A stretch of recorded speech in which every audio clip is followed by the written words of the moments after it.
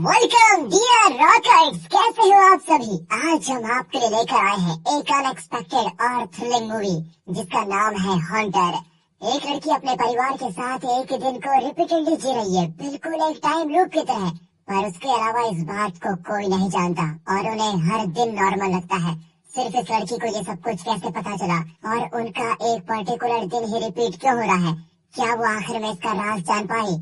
ये सब जानने के लिए इस वीडियो को एंड तक जरूर देखिए, क्योंकि हर पल एक नया ट्विस्ट आपका इंतजार कर रहा है। बाकी दोस्तों, चैनल को सब्सक्राइब करने के साथ बेल आइकन को दबा दीजिए। यूट्यूब का नोटिफिकेशन ऑन रखिए, इंस्टाग्राम और फेसबुक पे आप हमें फॉलो कर सकते हैं। अब चलते हैं मूवी के अंदर। मूवी की शुरुआत में एक वॉकी टॉकी को दिखाते हैं जिसमें मैसेज आता है कि उठो लीजा, मुझे और ईगर को एक ट्रेजर मिला है, हमें जल्दी वहाँ पर जाना है। और यह है लीजा, हमारी मूवी की हीरोइन। मैसेज सुनकर वो उठती है। इस इलाके में सिर्फ इनका ही घर है और हर तरफ कोहरा ही कोहरा। वो हॉल में जाकर अपने छोटे भाई एंथनी को डांटती है कि तुमने अपना वॉकी टॉकी मेरे कमरे में क्यों छोड़ा। एंथनी अपना पुराना वीडियो गेम खेलते हुए कहता है कि दीदी, मैंने और ईगर ने एक ट्रेजर ढूंढ निकाला है। लीजा कहती है कि अगर तुम्हारा इमेजिनरी फ्रेंड है इसलिए उसके बारे में बताकर मेरा टाइम वेस्ट मत करो। तभी इनकी मम्मी, जिनका नाम करोल है, वो लीजा को बेसमेंट में ले जाकर वॉशिंग मशीन में कपड़े धोने को कहती है। फिर वो एंथनी को उसका चश्मा ढूंढने को कहती है। लीजा, कल तुम्हारा बर्थडे है, कल हम कहीं बाहर चलेंगे, गैरेज में तुम्हारे पापा कार रिपेयर कर रहे हैं। इस पर लीजा कहती है कि कार कभी ठीक नहीं होने वाली मामा, वो बेकार में ट्राई कर रहे हैं। इस तरह करोल एक रोबोट की तरह सवाल पे सवाल करती है और लीजा अकड़कर सारे जवाब देती है। फिर लीजा अपना वॉकमैन लेकर बेसमेंट में जाती है। अगर आप जानते हैं कि वॉकमैन क्या है तो कमेंट में शेयर कीजिए ताकि जिन्हें नहीं पता वो जान पाए। यहाँ लीजा मेन डोर खोलती है तो कोहरे की वजह से कुछ भी दिखाई नहीं देता। वो बाहर जाना चाहती है पर जरा घबराती है। तभी उसके पापा ब्रूस आ जाते हैं। ब्रूस कहता है कि बाहर जाने के बारे में सोचना भी मत, वेदर बहुत ही खराब है। ये कहकर वो लीजा को क्लैरिनेट प्रैक्टिस करने को कहता है। जब वो प्रैक्टिस करने लगती है तो उसकी माँ उसे नीचे बुलाती है। लीजा बहुत डिस्टर्ब लगती है और चुपचाप अपना रूबिक्स क्यूब खेल रही होती है। ब्रूस कहता है कि तुम रोज कपड़े धोती हो और तुम्हारी माँ कहती है कि कुछ कपड़े गायब हो गए हैं। लीजा चिढ़कर कहती है वो तो रोज होता है, पर आपको आज ही पता चला क्या। ब्रूस कहता है तुम ठीक से जवाब क्यों नहीं देती बेटी, कल तुम्हें और एंथनी को स्कूल जाना है और मुझे ऑफिस। तुम इस तरह बिहेव करोगे तो मम्मी अकेले सब कुछ कैसे मैनेज करेगी। लीजा चिल्लाती है कि आप किस कल की बात कर रहे हो, हमारा कोई कल नहीं है, हम रोज एक ही दिन को जी रहे हैं। सुबह उठते हैं, ब्रेकफास्ट करते हैं, फिर लंच, डिनर, फिर गेम खेलते हैं, फिर सब एक साथ बैठकर एक सीरीज वही एपिसोड रोज देखते हैं, फिर सब सो जाते हैं और अगले दिन वही साइकिल शुरू। ना मैं और एंथनी कभी स्कूल जाते हैं और ना आप कभी ऑफिस। आप दोनों कब समझेंगे कि हम इस घर में फंसे हुए हैं, यहाँ से बाहर नहीं निकल सकते। पेरेंट्स को उसकी ये बात बहुत वियर्ड लगती है। इतने में एंथनी रोने लगता है और वे उसे उठाकर अंदर लेके जाते हैं। शुरू से ही लीजा बहुत ही तनाव में है और उसके पेरेंट्स की तरह हमें भी लगता है कि उसे कोई साइकोलॉजिकल प्रॉब्लम है। लेकिन जैसा लीजा कह रही थी, हर दिन की तरह उस दिन भी करोल खाना बनाती है, वे डिनर करते हैं, फिर गेम, फिर टीवी सीरीज, फिर सो जाते हैं। अगली सुबह लीजा उसी वॉकी टॉकी के मैसेज को सुनकर उठती है और हॉल में जाती है तो एंथनी वही वीडियो गेम खेल रहा होता है। उसके बाद फिर उसे कपड़े धोने को कहती है और एंथनी को चश्मा ढूंढने का काम देती है। लीजा सच जानकर भी कुछ नहीं कर सकती।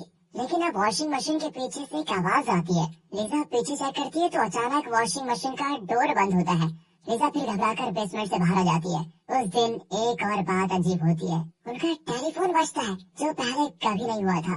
लीजा रिसीवर उठाती है तो उसमें नॉइज डिस्टरबेंस बहुत होता है और लीजा उसे रखकर अपने क्लैरिनेट प्रैक्टिस करती है। तब उसके कमरे के वेंट से अजीब आवाज आती है। लीजा घबराकर उसके पास जाती है तो अचानक उसकी माँ उसे बुलाती है। रोज की तरह उसके पेरेंट्स उसे वही घिट पिट सुनाते हैं। फिर रात को लीजा सोने जाती है। उसे अजीब लगता है कि सिर्फ आज का दिन हर दिन से डिफरेंट क्यों था। लीजा को नींद नहीं आती। रात को ठीक 1:15 को उसके दरवाजे के नीचे किसी की परछाई दिखाई देती है। लीजा दरवाजा खोलती है तो वहाँ कोई भी नहीं होता, पर उनकी घर की अटारी का दरवाजा खुला होता है। लीजा धीरे उसके अंदर जाकर झांकने वाली होती है कि अचानक दरवाजा बंद। लीजा तो डर के मारे भागकर वापस कमरे में आ जाती है। अगले दिन भी लीजा वॉशिंग मशीन में कपड़े डालती है पर उसे याद होता है कि कल इसके पीछे से आवाज आई थी।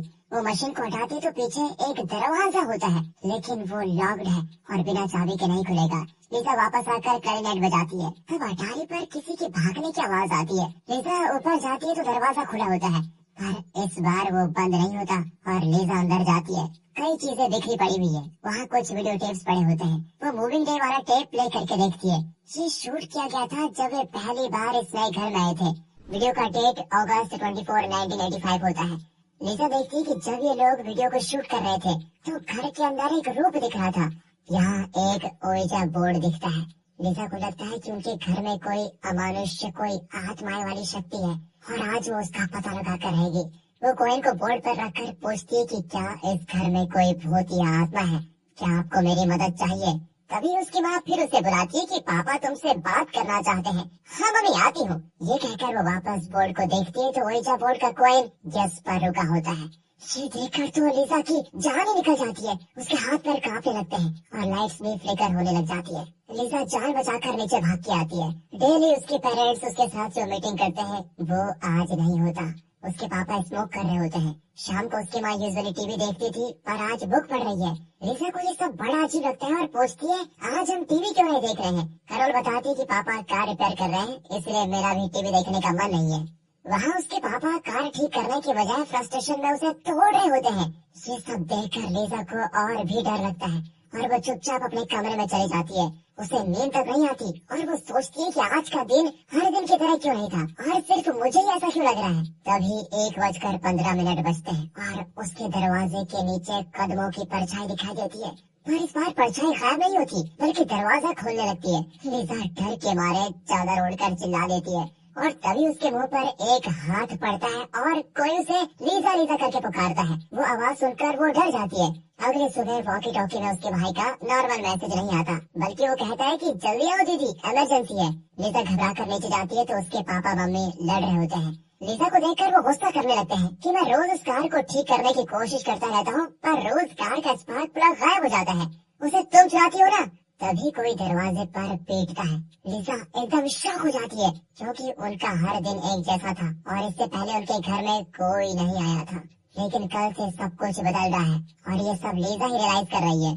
कैरोल दरवाजा खोलती है तो एक अजीब दिखने वाला आदमी खड़ा होता है। वो कहता है कि मैं फोन ठीक करने आया हूँ। ये कहकर वो सीधे लिजा के कमरे में जाता है। लिजा भी उसके पीछे जाती है। वो लिजा से पूछता है तुम्हें सच का पता कब चला। लिजा पूछती है तुम कौन हो और मेरी फैमिली के साथ ये हो क्या रहा है। वो कहता है कि इस घर में जो आवाजें आ रही हैं तुम उन्हें मत सुनना और न ही उन्हें फॉलो करने की कोशिश करना वरना तुम्हारा परिवार मुसीबत में पड़ जाएगा।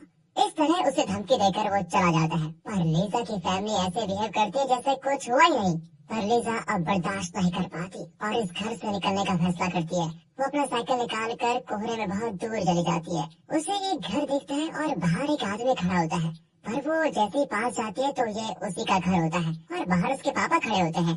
लिजा कंफ्यूज होकर फिर वहाँ से किसी दूसरी दिशा में निकलती है पर फिर से अपने घर के आगे रुक जाती है। वो कई बार ट्राई करती है पर वो इस घर के अलावा और कहीं जा ही नहीं पाती। अब वो समझ जाती है कि वो इस लूप से बचकर कभी नहीं जा सकती पर वो हार नहीं मानना चाहती और अटारी में जाकर वहाँ की आत्माओं से मदद मांगने का फैसला करती है। वो ओइजा बोर्ड को सेट करके पूछती है कि प्लीज हमारी मदद कीजिए, हम किसी लूप पे फंसे हुए हैं और यहाँ से बचना चाहते हैं। पर उसे कोई जवाब नहीं मिलता। तब आकर वो अपने कमरे में लौट आती है पर उसके बेड पर कोई और लेटा होता है। लिजा डरती है पर फिर भी चादर हटाती है तो बेड से एक लड़की उठकर उसका हाथ पकड़ लेती है।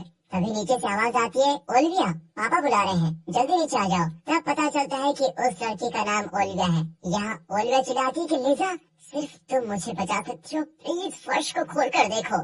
तभी लिजा आंखें खोलती है और अगला दिन शुरू होता है। ओलिविया ने जैसा कहा था लिजा अपने कमरे के फ्लोर पर एक दरवाजा देखती है। वो उसे खोलती है तो अंदर एक पुराना एल्बम होता है। पहले पेज पर एक न्यूज़पेपर कटिंग होती है जो 1954 की है।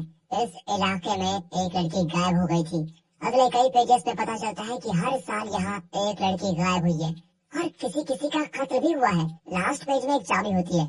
तभी उसे बेसमेंट में वॉशिंग मशीन के पीछे का वो डोर याद आता है और वो चाबी से उस डोर को खोलती है। वहाँ एक टनल होती है। लिजा टॉर्च लेकर अंदर जाती है। एंड में एक दरवाजा दिखता है और उसके सामने पानी में एक बोतल तैर रहा होता है। लिजा देखती है कि वो पॉइजन बोतल है और पानी में एक वॉच भी पड़ी है। वो दरवाजे के होल से देखती है कि अंदर एक लड़की फंसी हुई है।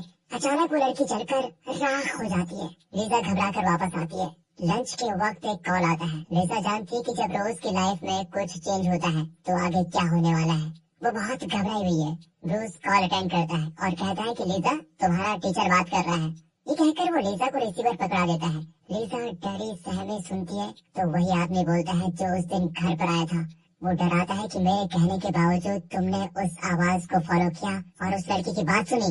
आइंदा ऐसा किया तो तुम्हारा परिवार मिट जाएगा। लीजा उस पर चिल्लाकर वापस टेबल पर आती है तो देखती है कि उसके चेयर पर एक लड़का बैठा है। वो चिल्लाती है कि ये कौन है। एंथनी कहता है कि ये मेरा फ्रेंड ईगर है, जिसके बारे में मैंने तुम्हें बताया था। लीजा उसे डांटती है कि ईगर तुम्हारा इमेजिनेशन है, सच नहीं। तभी अचानक वो लड़का गायब होता है और लीजा को शक होने लगता है कि कहीं मैं पागल तो नहीं हो गई। तभी वो लड़का फिर से नजर आता है और उस टेलीफोन रिपेयर मैन की आवाज में बोलता है कि मेरे ऑर्डर्स नहीं मानोगी तो मैं सबको खत्म कर दूंगा। फिर वो गायब हो जाता है। तभी क्लॉक बहुत तेज चलने लगती है और देखते देखते उसके पेरेंट्स और भाई बूढ़े हो जाते हैं और स्केलेटन बनकर टूट जाते हैं। लीजा फूट फूट कर रोती है कि प्लीज मुझे इस घर में अकेला मत छोड़िए, मुझे डर लग रहा है। फिर पता चलता है कि ईगर ने उसको डराया है। उसके पापा उसे गले लगाकर शांत करते हैं और उसे आराम करने को कहते हैं। वो कमरे में चली जाती है। उस रात फिर से वेंट से एक आवाज आती है कि सिर्फ तुम मुझे बचा सकती हो, प्लीज मेरी हेल्प करो। लीजा चिल्लाती है कि अगर मैंने हेल्प किया तो वो मेरी फैमिली को मार डालेगा। तभी बाथरूम से आवाज आती है और नल खुला होता है। वो उसे बंद करती है तो उसके पीछे ओलिविया खड़ी दिखती है, पर जब वो मुड़ती है तो ओलिविया नहीं होती, लेकिन लीजा ओलिविया को फील कर पाती है। तभी अचानक आईने में सिर्फ ओलिविया दिखती है, लीजा नहीं दिखती। पर हमें दिखाते हैं कि ये सच में लीजा है, लेकिन बाथरूम एकदम से बदल गया है। दरअसल ये 1984 से बहुत आगे चली गई है और इस वक्त तो लीजा नहीं ओलिविया है। पूरा घर बहुत ही मॉडर्न दिखता है। उसके कमरे में उसका क्लैरिनेट बहुत नए टाइप का है और वहाँ आईपॉड वगैरह भी है। वो अप्रैल 24 1985 का एक न्यूज़पेपर कटिंग देखती है जो ओलिविया ने कलेक्ट करके रखा हुआ है। उसमें लिखा है कि इस तारीख को इस घर में लीजा की पूरी फैमिली को जहर देकर मार दिया गया था। अब लीजा रियलाइज करती है कि ये उसी का घर है, पर ये फ्यूचर है जब ओलिविया और उसकी फैमिली यहाँ पर रह रही है। लीजा नीचे आती है तो उसके भाई की तरह यहाँ ओलिविया की बहन वीडियो गेम खेल रही होती है, पर ये कोई एडवांस गेम खेल रही है। ओलिविया की माँ कुकिंग कर रही है और उसके पापा भी लीजा के पापा की तरह कार रिपेयर कर रहे हैं। वो ओलिविया के पापा को देखना चाहती है कि अचानक उसे एक फ्लैश दिखाई देता है और वो पुराने टाइमलाइन में लौट आती है। उसके पेरेंट्स सोचते हैं कि वो नींद में चलकर यहाँ गैरेज में आ गई। ब्रूस कहता है कि कल तुम्हारा बर्थडे है तो मैं तुम्हें कहीं बाहर घुमाने लेके जाऊंगा। इस पर लीजा को हंसी आ जाती है क्योंकि वे इस घर में ट्रैप हो चुके हैं और कभी बाहर नहीं जा सकते। वो फिर ओलिविया को पुकारती है ताकि वो इस घर का सच जान पाए, पर कोई जवाब नहीं आता। इतने में उसका भाई वॉकी टॉकी पर कहता है कि तुमने ईगर की बात नहीं मानी, इसलिए वो तुम्हें पनिश करने वाला है। मैं और ईगर उस सीक्रेट टनल में हैं, तुम भी जल्दी आ जाओ। अब लीजा घबराती हुई बेसमेंट टनल में जाती है और अपने भाई को पुकारती है, पर वहाँ पानी की बजाय राख और स्केलेटन्स पड़े होते हैं। तभी एक और मैसेज आता है कि हमने तुम्हें उल्लू बना दिया, हम सीक्रेट टनल में है ही नहीं। लीजा चौंक कर मुड़ती है तो वहाँ वही आदमी खड़ा होता है और यही ईगर है। वो लीजा को भी उसी कमरे में बंद कर देता है जहाँ लीजा ने एक लड़की को चलते हुए देखा था। लीजा चीखती चिल्लाती है पर कोई फायदा नहीं होता। वो थक कर बैठ जाती है। तभी वहाँ पर एक रिंग को देखती है जिस पर 1954 लिखा हुआ है। लीजा को वो एल्बम याद आता है जो ओलिविया ने उसे दिखाया था। 1954 में पहली लड़की गायब हुई थी। तभी ऊपर का एक डोर खुलता है जहाँ एक ग्रिल है। लीजा ग्रिल को हटाकर ऊपर जाती है तो वहाँ पर एक कार होती है, लेकिन ये उसके पापा की कार नहीं, कोई पुरानी कार है। एक लड़की गैरेज का डोर तोड़ने की कोशिश कर रही होती है। वो लीजा से पूछती है क्या उस आदमी ने तुम्हें भी किडनैप किया है, चलो जल्दी यहाँ से बच निकलते हैं। ये कहकर वो फिर डोर को तोड़ने लगती है। लीजा पूछती है क्या तुम्हारा नाम निकोल है। वो लड़की चौंक जाती है कि तुम्हें कैसे पता चला। लीजा पूछती है कि तुम उस आदमी के पास कैसे फंस गई। निकोल कहती है कल मैं मूवी देखकर लौट रही थी, तब उस आदमी ने मुझे किडनैप करके यहाँ बंद कर दिया। वो बाहर गया है और उसके आने से पहले हमें बचना होगा, प्लीज हेल्प करो। लीजा वो रिंग निकालती है जो उसे टनल में मिला था जिस पर 1954 लिखा था। वो पूछती है क्या ये तुम्हारा रिंग है। वो कहती है हाँ ये मेरा है। लीजा बताती है कि तुम और मैं इस रिंग के जरिए ही कनेक्ट हुए हैं। लीजा निकोल को बताती है कि उस आदमी ने तुम्हें किडनैप करके मार डाला और बेसमेंट के सीक्रेट टनल में ले जाकर जला दिया है, तुम मर चुकी हो। ये सुनकर निकोल की आंखें भर जाती है और वो उस रिंग को टच करने जाती है। तभी गैरेज डोर के नीचे एक हाथ आकर निकोल को खींच लेता है। लीजा डर के मारे चिल्लाती है और बेहोश हो जाती है और अब वो फिर अपनी टाइमलाइन में लौट आती है। उसकी माँ पूछती है तुम यहाँ क्या कर रही हो, पर लीजा फ्रस्ट्रेशन में उस पर चिल्लाती है और वहाँ के शेल्फ में कुछ ढूंढने लग जाती है। उसे लगता है कि जिस तरह निकोल मर गई थी शायद लीजा और उसकी फैमिली भी मर चुकी है। तभी उसे एक पॉइजन बोतल मिलता है। ओलिविया के टाइमलाइन में उसने जो न्यूज़पेपर कटिंग देखे थे उसमें लिखा था कि लीजा और उसकी फैमिली पॉइजन खाकर मर गई थी और वो पॉइजन इस गैरेज में है और इस गैरेज में ज्यादातर सिर्फ पापा ही रहते हैं। मतलब पापा हम तीनों का कत्ल करने वाले हैं, पर मैं उन्हें ऐसा नहीं करने दूंगी। इस तरह चिल्लाकर वो चली जाती है। कैरोल की कुछ भी समझ में नहीं आता कि ये क्या कर रही है। लीजा अपने भाई से पूछती है कि ईगर कहाँ है। एंथनी कहता है कि वो चला गया और अब वो कभी नहीं आएगा। अब लीजा उसे समझाने की कोशिश करती है कि तुम, मैं, मम्मी और पापा सब मर चुके हैं। इस पर वो कहता है कि ये तो मैं जान चुका हूँ दीदी। लिजा को लगता है शौक और वो पूछती है कि तुम्हें किसने बताया। वो कहता है कि आज ही मैंने अपना चश्मा ढूंढ निकाला। लेकिन चश्मे से कैसे पता चला? जब इनका परिवार मरा था तब एंथनी ने अपना चश्मा फेंक कर रखा था। पहले सीन में इसका चश्मा गुम हो गया था और उसकी माँ ने उसे चश्मा ढूंढने को कहा था। ये एक लूप में फंसे हुए हैं जो कि ईगर का ट्रैप है। पर कुछ चीजें ऐसी हैं जो इन्हें उस दिन की याद दिलाती हैं जब ये लोग मरे थे। एंथनी का चश्मा भी एक ऐसी चीज है। इसे पहनने के बाद एंथनी ने रियलाइज किया कि वे मर चुके हैं। अब लीजा समझ जाती है कि ईगर ने ऐसा जाल बिछाया है कि इन्हें इनकी मौत के बारे में कुछ भी याद नहीं है। लीजा अपने कमरे में जाकर फिर अपना क्लैरिनेट बजाती है और मन ही मन ओलिविया से मिलने की प्रार्थना करती है। कुछ ही देर में वो ओलिविया के टाइमलाइन में पहुंच जाती है, लेकिन ओलिविया बनकर। ओलिविया फ्यूचर में रहती है और सिर्फ लीजा उसे ईगर से बचा सकती है। वो अपने हाथ पर लिखती है कि तुम इस घर से बाहर चले जाओ वरना तुम्हें और तुम्हारी फैमिली को ईगर खत्म कर देगा। लीजा जो अपने हाथ में लिखती है वो फ्यूचर में ओलिविया के हाथ पर नजर आएगा। इसे पढ़कर वो अपने परिवार को ईगर के ट्रैप से बचा सकती है। पर यहाँ ओलिविया ने लीजा के लिए एक वीडियो रिकॉर्ड किया होता है जिसमें वो बताती है कि मुझे पता है कि तुम जरूर आओगी। अब मेरी बात ध्यान से सुनो। ऑडियंस आप भी ध्यान से सुनिए तभी ये स्टोरी समझ में आएगी। वो कहती है कि तुम्हारे आने से पहले इस घर में ईगर नाम का एक साइको रहता था। उसने कई लड़कियों को किडनैप करके इसी घर में बड़ी बेरहमी से मार डाला था। फिर 1983 में वो मर गया और उसकी आत्मा इसी घर में रहने लगी। उसके बाद तुम्हारा परिवार 1984 में इस घर में आया। ईगर की आत्मा ने तुम सबको ट्रैप करके रखा हुआ है और उसका अगला टारगेट मैं हूँ। वो मेरे परिवार को भी मार डालेगा। सिर्फ तुम मेरी मदद कर सकती हो। दरअसल जब ओलिविया इस घर में आई तो उसे पता चला कि यहाँ एक अमानुष्य शक्ति है। उसने बेसमेंट में लीजा का चेन देखा। उसने फिर अपनी रिसर्च शुरू की और ईगर और उसके कत्लों के बारे में पता लगाया और लीजा की चेन के जरिए उसने पास्ट के टाइमलाइन वाली लीजा से कम्युनिकेट भी किया, बिल्कुल वैसे ही जैसे लीजा ने एक रिंग के जरिए निको से कम्युनिकेट किया था। ओलिविया बताती है कि तुम्हारा चेन देखकर मैं समझ गई कि तुम्हें और तुम्हारे परिवार को ईगर ने मार डाला और उसका अगला टारगेट मैं और मेरा परिवार है। उन्हें बचाने के लिए मुझे तुम्हारी मदद चाहिए। Please help us. अब लीजा नीचे आती है तो ओलिविया के पेरेंट्स भी लीजा के पेरेंट्स की तरह बहस कर रहे होते हैं और तभी लीजा ओलिविया के पापा की आंखों में देख लेती है कि ईगर की आत्मा उसके अंदर घुस गई है। वो ओलिविया की माँ को बताने की कोशिश करती है कि पापा आपको मार डालेंगे, प्लीज यहाँ से भागो। पर ओलिविया की माँ कुछ समझ नहीं पाती। एक्चुअली ईगर इस घर में रहने वाले हर परिवार में पिता के शरीर में घुस जाता है और उसके हाथों ही उसके परिवार का कत्ल करवा देता है। लीजा सोचती है कि कम से कम वो ओलिविया को तो जरूर बचा सकती है। ये सोचकर वो बाहर भागती है, लेकिन एक जगह किसी चीज से टकराकर गिर जाती है और वहाँ पर आता है ईगर और लीजा के हाथ पर लिखा हुआ वो वार्निंग मैसेज मिटाने लगता है जो लीजा ने ओलिविया के लिए लिखा था। अगले सेकंड लीजा अपने टाइमलाइन में वापस आती है। उसकी माँ बताती है तुम लॉन में पड़ी हुई थी और तभी लीजा रियलाइज करती है कि उसकी माँ भी जान गई है कि वे मर चुके हैं। लीजा पूछती है कि आपको कब पता चला? उसकी माँ बताती है कि हर रोज मैं तुमसे कंप्लेंट करती हूँ कि हमारे कुछ कपड़े गायब हैं, पर आज मुझे वो सारे कपड़े मिल गए। इस चेन की वजह से उसे पता चल गया कि वे सब मर चुके हैं। दरअसल जिस दिन ये लोग मरे उस दिन सुबह से उसके और ब्रूस के बीच बहस चल रही थी। ब्रूस बहुत डिस्टर्ब था और अजीब बिहेव कर रहा था। करोल ने घबराकर अपने और बच्चों के कपड़े पैक कर लिए और यहाँ से बाहर जाने वाली थी, पर उसके बाद वे सब मर गए। अब वो कपड़े मिल गए हैं तो करोल को याद आ गया है कि वे मर चुके हैं। लीजा, करोल और एंथनी को पता चल चुका है कि वे मर गए हैं, इसीलिए वे इस घर से छुटकारा पा सकते हैं। पर ब्रूस को पता नहीं चला कि वे मर चुका है। अगर उसे भी पता चल जाए तो इनका पूरा परिवार ईगर के चंगुल से छूट जाएगा। लीजा अपने पापा से कहती है कि ये कार ठीक नहीं होगी क्योंकि आपने इसका स्पार्क प्लग कहीं छुपा रखा है। आप चाहते ही नहीं कि ये कार स्टार्ट हो। ये सुनकर ब्रूस का चेहरा एकदम से बदल जाता है। वो जाकर स्पार्क प्लग निकालता है और उसे फिक्स करके गाड़ी स्टार्ट करता है। फिर वो स्टार्ट हो जाती है। तभी ब्रूस को याद आ जाता है कि असल में हुआ क्या था। दरअसल ईगर ने लीजा के पापा पर अपना कब्जा जमा लिया था और उसी के हाथों उसके परिवार को जहर देकर मार डाला। अब ब्रूस भी मर गया है। सच रियलाइज करने के बाद ब्रूस बहुत रोता है। तभी कार का विंडशील्ड टूटता है और पूरा घर हिलने लगता है। ईगर की आत्मा को गुस्सा आ गया। अब वे घर का दरवाजा खोलकर बाहर जाते हैं, जहाँ तेज रोशनी दिखाई देती है।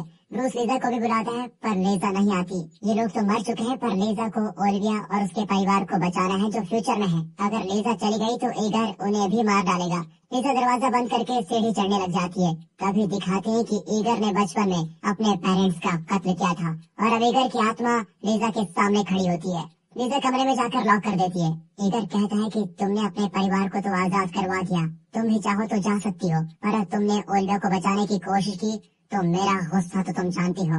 पर लिजा ग्लास को देखकर ओलिविया को पुकारती है और ओलिविया की टाइमलाइन में सीधे पहुंचती है। वहाँ ओलिविया के पापा के अंदर ईगर घुस चुका है। वो अपने परिवार को खत्म करने जा ही रहा होता है। इसी बीच लिजा, जो इस टाइमलाइन में ओलिविया है, वो बेसमेंट में जाती है। वॉशिंग मशीन के पीछे वाले डोर को तोड़कर वो अंदर जाती है। वहाँ ईगर के सारे विक्टिम्स की कोई न कोई चीज होती है जिनके जरिए लिजा उन सबसे कनेक्ट करने की कोशिश करती है ताकि उन सबकी आत्माएं मिलकर ईगर को खत्म कर सके।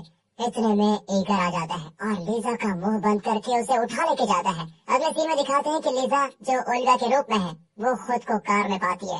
ओलिविया के मम्मी पापा और उसकी बहन सभी कार में होते हैं। ओलिविया के पापा के अंदर ईगर का भूत है। वो प्लान करता है कि कार के एसी में वो कोई पॉइजनस गैस मिक्स करके इस परिवार को खत्म कर देगा। वो जानता है कि ओलिविया के रूप में लिजा है और कहता है कि तुम जितनी भी कोशिश कर लो, मैं ओलिविया के परिवार को खत्म करके ही रहूंगा। ये करके वो कार स्टार्ट करता है। तभी अचानक लिजा उसकी गर्दन पर जोर से वार करती है और उसकी गर्दन मरोड़कर कार को ऑफ कर देती है। फिर कार की चाबी निकालकर वो गैरेज से बाहर भाग जाती है। जोर की बारिश होती है। अब लिजा, जो कि एक आत्मा है और ओलिविया के शरीर में है, वो ज्यादा दूर नहीं जा पाती। इतने में ईगर आ जाता है। लिजा कहती है कि कार की चाबी मेरे पास है और तुम ओलिविया के परिवार को कुछ नहीं कर सकते। तभी ईगर कार का स्पेयर की निकाल कर दिखाता है। इसी बीच बिजली गिरती है और ईगर एक लड़की का रूप देखता है। दरअसल वो निकोल है और उसके हाथ में उसका 1954 वाला रिंग है। वो ईगर को घूर कर मुंह फाड़ कर चिल्लाती है तो वहाँ कई आत्माएं आ जाती है। ये सब ईगर के विक्टिम्स हैं जिन्हें ईगर ने किडनैप करके मार डाला था। सब मिलकर ओलिविया के परिवार को बचाने के लिए आ गए हैं। वे ईगर को पकड़कर उसे बेसमेंट के कमरे में जला डालते हैं। घर के बाहर ओलिविया के पापा बेहोश पड़े हैं। उन्हें लिजा नहीं, ओलिविया नजर आती है। वो ओलिविया से माफी मांगते हैं कि न जाने मेरे अंदर क्या हुआ बेटी कि मैं तुम सबको मारने के लिए तैयार हो गया। लिजा मुड़कर देखती है तो उसे ओलिविया दिखती है। वो ओलिविया से कहती है कि मैंने आपका वादा पूरा किया और तुम्हें बचा लिया।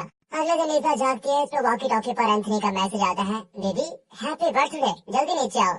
लिजा नीचे जाती है तो उसका परिवार उसे एक साइकिल गिफ्ट करता है। असल में लिजा और उसका परिवार एगर से आजाद होकर अब स्वर्ग में है और लिजा का बर्थडे सेलिब्रेट हो रहा है। इसी के साथ दोस्तों ये मूवी यहाँ पर खत्म होती है। तो दोस्तों कैसी लगी आपको ये मूवी? अगर ये वीडियो अच्छी लगी हो, स्टोरी अच्छी लगी हो, एक्सप्लेनेशन अच्छा लगा हो तो इसे ज्यादा से ज्यादा शेयर करें, वीडियो को लाइक कीजिए और चैनल को सब्सक्राइब। मिलते हैं अगली वीडियो में, तब तक के लिए गुड बाय, अपना ख्याल रखिए and finally thanks for watching. वैसे दोस्तों क्या आप भी भूत वाली बातों में विश्वास करते हैं? अगर हाँ, और अगर कभी आपने ऐसा कुछ फील किया है तो कमेंट में जरूर बताइए।